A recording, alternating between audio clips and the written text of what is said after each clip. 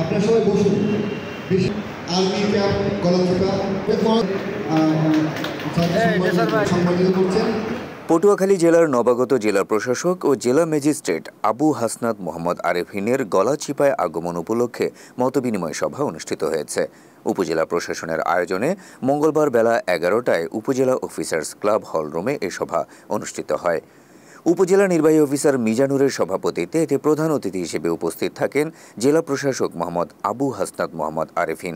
বিশেষ অতিথি ছিলেন ক্যাম্প কমান্ডার মেজর মেহেদী হাসান বিপিএম, গলাচিপা থানা অফিসার ইনচার্জ মোহাম্মদ আসাদুর রহমান, সহকারী কমিশনার ভূমি মোহাম্মদ নাসিম রেজা। এছাড়া অন্যান্যদের মধ্যে উপজেলা বিএনপির সভাপতি মোহাম্মদ সিদ্দিকুর রহমান, জামায়াতে ইসলামী বাংলাদেশ গলাচিপা উপজেলা শাখার সভাপতি ডাক্তার জাকির হোসেন, ইসলামী আন্দোলন বাংলাদেশের সভাপতি মোহাম্মদ সিদ্দিকুর রহমান, প্রেস ক্লাব সভাপতি মোহাম্মদ খালিদ হোসেন মিল্টন সহ বিভিন্ন শ্রেণী পেশার নেতৃবৃন্দ উপস্থিত ছিলেন। এ সময় প্রধান অতিথি বিভিন্ন বিষয়ের উপর দিক নির্দেশনামূলক বক্তব্য প্রদান করেন এবং অন্য সবার মতামত গ্রহণ করেন।